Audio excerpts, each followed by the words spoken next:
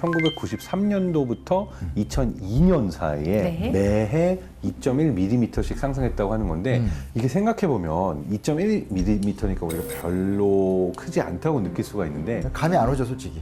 이 추세대로라면 2100년도까지 해수면이 2m 상승할 거라고. 2m? 무섭네요. 2m? 2m 이상. 근데 그렇게 되면은 전 세계 인구 6억 3천만 명이 터전을 잃을 거다라고 얘기를 하고 있어요. 저는 작년 11월에 그 호주의 북동쪽에 있는 작은 나라인데요. 투발루의 외교장관이 자기 나라가 수몰돼 가고 있다라는 연설을 하면서 그 연설을 바닷속에서 했던 장면이 정말 안타깝게 기억에 남았어요. In Tuvalu, we are living the realities of climate change, sea level rise, as you stand watching me today at COP26. We cannot wait for speeches when the sea is rising around us all the time. Climate mobility must come to the forefront. We must take bold, alternative action today to secure tomorrow. Faftailasi, Tuvalu Modetua.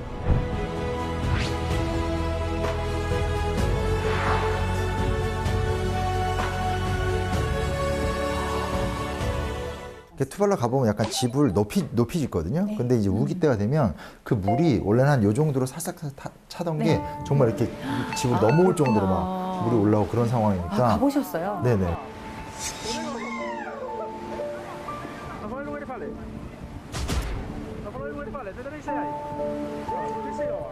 미크로네시아 지역에 굉장히 유명한 팔라우라는 데가 있어요. 팔라우 대통령이 굉장히 강력하게 했던 연설이 최근에 이제 화제가 됐어요. 네. You might as well bomb our islands instead of making us suffer only to witness our slow and fateful demise. We are drowning, and our only hope is the life ring you are holding. You must act now.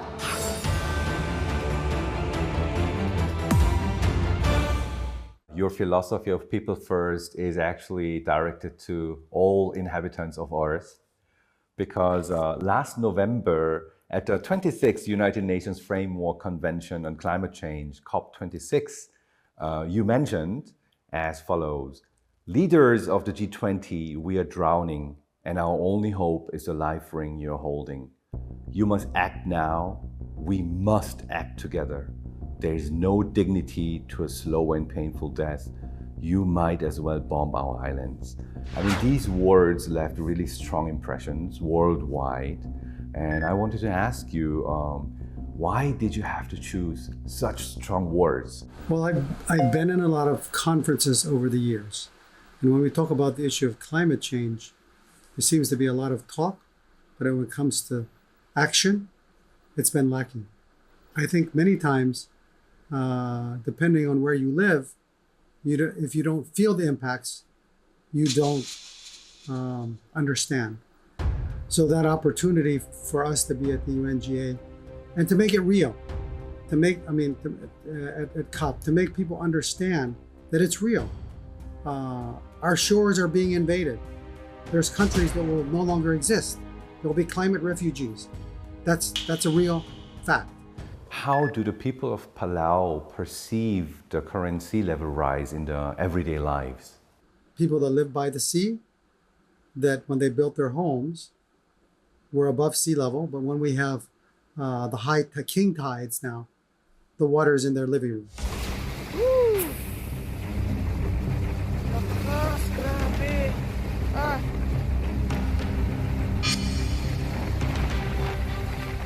The second problem we had is we didn't used to have typhoons, strong storms very often. They were once in maybe 20 years, one in 20 years, or now in the last 10 years, we've had 3 major typhoons. One of them, when they came through, every house on the island was knocked down. The other one that came through struck the east coast of Palau. And so all those homes that were along the beach, the storm came up and it was like a tsunami, knocked them out. And then even agriculture. One of the things that we do in Palau is we have what we call taro patches or taro swamps. They're kind of like rice patches. And so they're usually they're wetlands down near the sea level. Well, because of sea level rise, some of them get inundated with seawater. Of course, it kills the taro. battering us with the storms, the sea level rise, droughts, all of these things that we're already suffering. So every time we have those catastrophes, we go into debt. It's harder for our people to climb back out. So we're just, you know, inundated and pushed backwards every time that happens. 근데 실제로 이제 가장 좀 인상적인 예를 하나 드릴게요. 제주도 하면 굉장히 유명한 해안 스팟들이 많잖아요. 근데 그 중에 제주도 용머리 해안이라고 들어보신 적 있죠? 예, 그 굉장히 이렇게 막 모양 자체나 지세 자체가 용의 모양 같다라고 하는데 1960년대 이후에 실제로 네. 해수면이 계속 올라간 거예요. 23.4cm가 올랐으니까 얼만큼 이게 실질적으로 다가오고 있는 걸 알 수 있는 거죠. 키리바시라는 섬이 있어요. 키리바시도 아마 언론에 조금 보도가 된 적이 있는데 국민이 이제 숫자가 적잖아요. 그래서 한 12만 명 정도 되는데 아예 12만 명 전원이 다른 데로 이사를 가자라고 프로젝트를 네. 추진하는 섬이에요. 그런 섬도 있더라고요, 네, 정말. 네. 왜냐면 네. 이 섬은 해수면보다 한 2m 높은 거예요. 네. 그러니까 정말 말 그대로 가장 기후위기에 직접적인 강태를 받을 수밖에 없고 많은 전문가들이 이런 속도로 하면 네. 50년 안에는 사라질 것이다 이런 이야기를 하고 있으니까 이제 그렇습니다. 도저히 방법이 네. 없으니까 고민하다가 1600km 정도에 떨어진 이 바누아레부 섬이라는 섬이 있어요. 그 섬의 일부 지역 한 네. 24만 제곱킬로미터 네네. 정도의 산야를 이제 매입을 해서 그곳으로 전국 이주 프로젝트를 하는 거예요. 이 섬의 한 토착민이 해수면 상승으로 자신의 생존권이 위협을 받고 있다라는 배경으로 유엔에 난민 지위를 신청했던 적이 있어요. 아, 네네네. 그래서 전 국가가 물에 잠기는 네. 이러한 극단적인 상황은 인간적인 존엄성을 유지하기에 상당히 어려운 관계로 그렇습니다. 난민으로 생각할 수 있다라는 네. 입장을 밝혔어요. 유엔에서 기후 난민을 인정한 첫 사례가 된 거죠.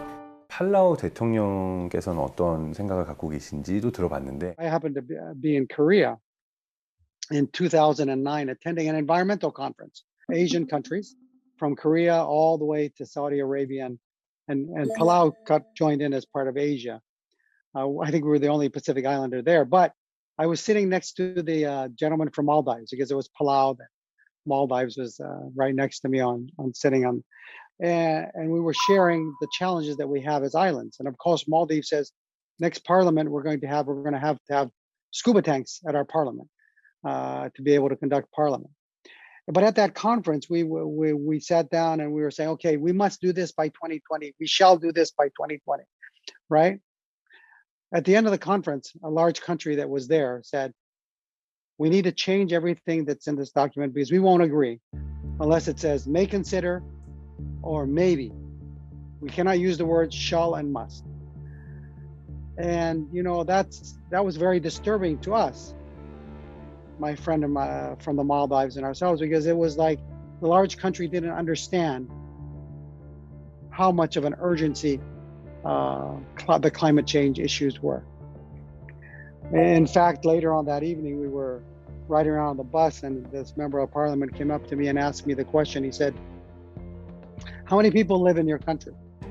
And I said, around 20,000. Oh, that's no problem. We could just relocate them. Oh, that's no problem. We can just relocate them. But do you relocate culture? Do you relocate a country? Do you just move them to another country and call that's their country? No, you lose cultures, you lose history, you lose language. Why should we accept any of that when we can actually make a difference? This is a human-induced problem, and we, the humans, can make a difference.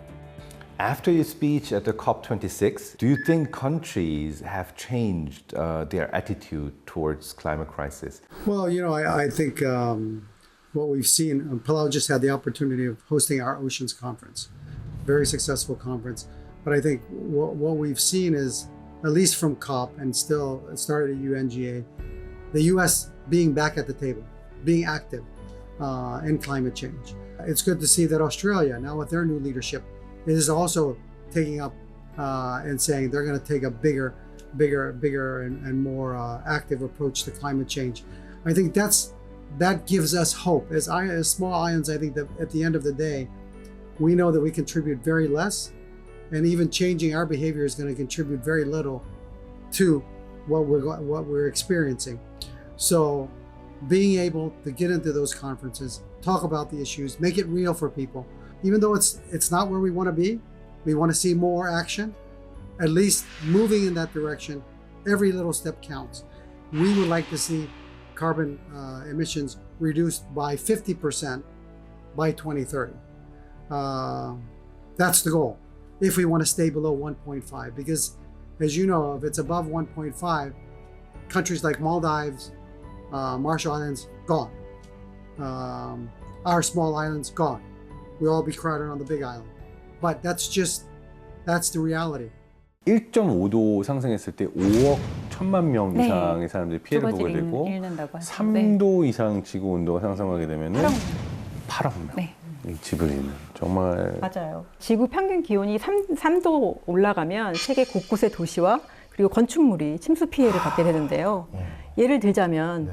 캘리포니아의 명소 산타 모니카 해변이 사라지게 되고요. 해변 아예 자체가 사라져요? 네, 아예 사라지고 그리고 영국 런던 버킹엄궁 앞 광장은 물에 잠기게 돼요. 아,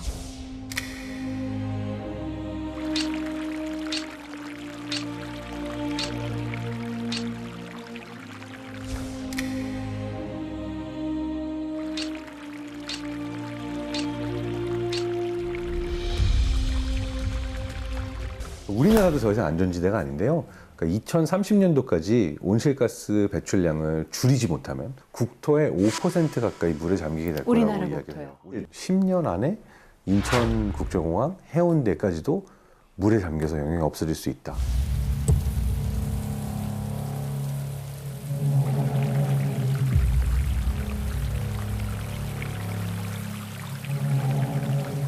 식자재 값이 막 상승하고 있잖아요. 맞아요. 그리고 특히 그 중에서도 밀값 상승이 정말 많은 세계에 영향을 미치고 있는 것 같아요. 이게 다 기후 변화랑 연관이 돼 있으니까 간과할 수 없는 문제죠. 세계 최대 밀 생산국은 중국이에요. 그리고 2위 밀 생산국은 인도거든요. 네. 근데 중국에서의 밀 생산량이 작년 대홍수로 인해서 토양이 물에 잠기면서 생산량이 많이 줄어들었고요. 세계 2위 밀 생산국인 인도 121년 만에 더워서. 폭염으로 네. 아, 여기도 더워서? 네, 밀 생산량이 15% 이상 감소할 그렇습니다. 거라고 예측되고 있어요. 밀 생산국의 생산량이 떨어지면 자국민을 먹여 살려야 되니까 당연하죠. 네. 밀을 다른 나라에 당연히 안 주겠죠. 안 하겠죠. 네. 그렇죠. 이 상황이 생기게 되는 거예요. 어느 정도냐면 무려 20개국. 그러니까 대표적인 게 밀인 거지. 네. 밀 외에도 우리가 사실 놓치는 수많은 품목이 지금 문제가 생기니까 다들 네. 이제 막는 거죠. 네. 그리고 이제 그 중에 대표적인 밀 가격은 올 초보다 무려 좀 믿기 힘들어요. 60%. 6%가 아니라 60%. 팔라우의 식량 수급 상황은 어떤지. Palau it's unfortunate that we import most of our food. Main source of protein is unfortunately chicken that's imported, not fish. You know, a lot of times the fish is caught, but it's taken someplace else. And then we receive it back in a can. Develop our fishing industries, especially the pelagic, like tuna and so forth, so that we can make more use of that resource locally. We currently import probably 80% of our food. Our goal is to try to bring that down to half, because you know it's not sustainable. Well, the biggest one is inflation, right? So with all these shortages, from starting with fuel and then now food, prices have just gone up so much. So it really makes it hard for people to survive and take care of their families. 우리나라도 결코 안전하지 않은 게 우리가 먹는 식재료의 80%는 수입하고 있거든요. 113개국을 대상으로 해서 세계 식량 안보 지수를 이제 만들어 봤어요. 봤더니 OECD 가입 국가들 중에서 우리나라가 최저. 그러니까 선진국 클럽 내에서 최하. 점수는 71.6점으로 32위. 팔라우 대통령께서 또 이런 부분을 기억하고 계시더라고요. 한번 궁금하네요. 같이 보겠습니다. One of the things that Korea has is you're a leader in renewable energy. You know, sharing that knowledge is also important with the broader Pacific and the world. Building energy efficient buildings, building fuel efficient cars, building renewable energy. All of those things contribute to helping us build a more sustainable planet. And you have very large and advanced corporations in Korea that are already doing that. They just need to expand it and continue to push the rest of the world in the same direction. To ask for international leaders and people in the world, what efforts can we make and what efforts do you think are necessary that we can have more hope and change the world for the better? So, I think the Palauan people have lived for thousands of years because we've learned to be able to sustainably live here. One of our ancient practices, which is called the bull. Bull is, we've practiced it for thousands of years, which is the chiefs would get together and say, enough fishing over here. We need to stop. We need to pause for a while. Allow that area to rejuvenate, get back to where. And that practice was practiced and very successful in making sure that there was always sustenance. People could always have a place where they could go and they could find what they needed to survive. I think that's something the world should learn from Palau, because it is what is needed right now for the world. Yeah, and then I think one of the things I didn't mention earlier, but it's our Palau National Marine Sanctuary.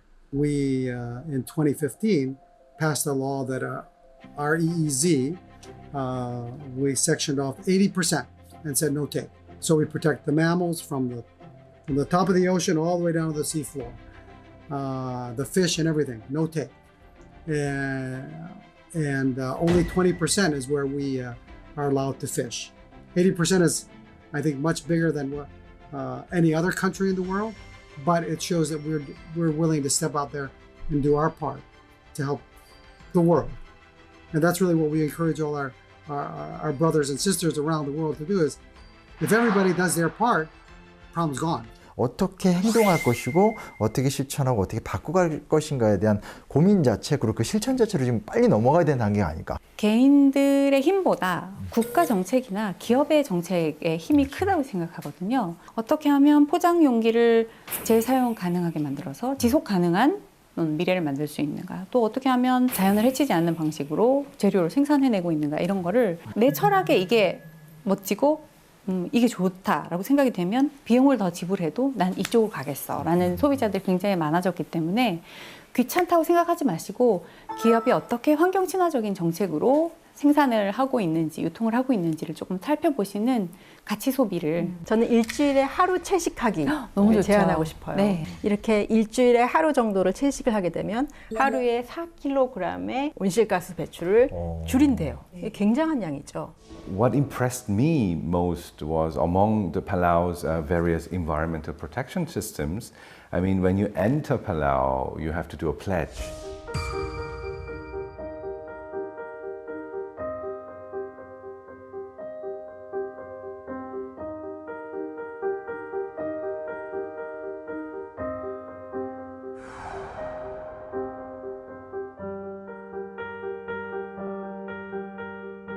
And it's only fitting to help people understand the value and the importance of protecting what we've been given. Our former president uses the term, we're only borrowing what we have today from our children. And so it's important that we just leave footprints that wash away. In life is that we should take that responsibility and making that commitment and asking our visitors to make that commitment when they come is so important because, we're just transiting through and we must take responsibility. What are we going to leave? Are we going to leave a destroyed planet or are we going to leave it better for the generations to come? And I think that's really what the message is there is we should always leave things better than what we receive. We're so grateful for the beautiful planet that we've been given. And as stewards, we must protect it and pass it on to the next generation, hopefully better than when we received it.